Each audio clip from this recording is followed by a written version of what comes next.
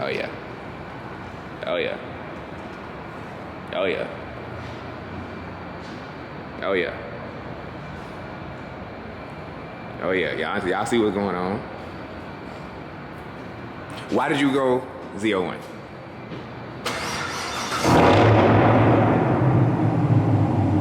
That's a perfect level. That's a perfect little level. It's a good startup for sure. Yeah, that's a perfect little level. Why did I go ZL1? Yes. So I've actually kind of secretly always wanted one. So before I bought my M3, my dad is the only person that knew this, but the ZL1 and the M3 were the last two choices. ZL1 I just couldn't find, and I didn't like the interiors at the time. Now that I don't care so much and the interiors are a little bit nicer, it kind of got me. So it was kind of more so like a return to something I always wanted, and just kind of like, I'm gonna do it this time. Are you happy with your choice? Absolutely. Absolutely. I'm keeping that one. All right. All right. Show on the inside.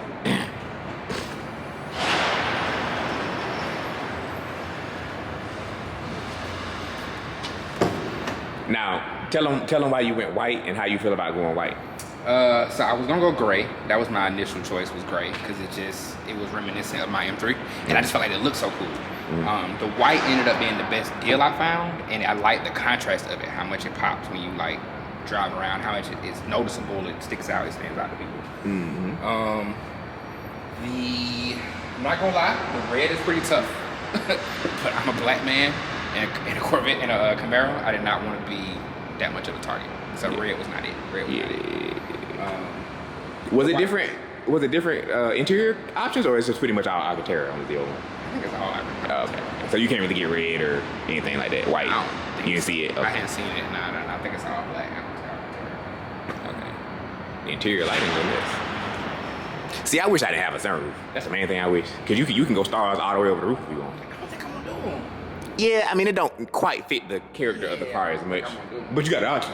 Yeah. I wish I had did it, cause I really don't even open my sunroof like that on the yours. And I prefer big old sunroof just cause it keeps the car darker on the inside. Yeah. And I just kind of like to be kind of, you know what I'm saying? Uh-huh. Also, the contrast of the white without the black goes crazy. Yeah. Now, would you wrap the roof? Probably at some point. Okay. Yeah, probably at some point wrap the roof. I don't think I would change the wheels. I've been looking at wheels. I can't really find that I like enough to change. Yeah. I was gonna wrap the door handles. Pretty much it. They don't really need nothing visually. Visually, I feel like they nailed it. I feel like it came pretty perfect. Side panels. Cause this is pretty much, for y'all who don't know, this is pretty much how I made mine look, really. Except for I got the other ZL1 wheels, but I got the same side skirts, the same front bumper, and the same wing on my SS. So I feel like it's kind of hard to beat it. Like there's not really. Is this carbon fiber? Yeah. Ooh. So I just found out today, actually, that Pop hood. The hood wrap is a different shade of black than me. Oh. I don't care that much, but apparently there's a guy on YouTube who changed his because of the pocket. So this, you're saying this is a different color than this? Yes. It's not noticeable enough for me to change it. Can y'all tell YouTube? Change it. Who's that? I feel like I can't tell. Maybe it's because I can't tell.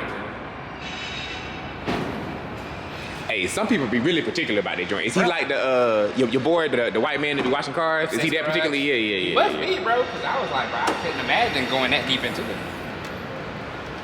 Oh yeah, that's tough right there. That's tough right there.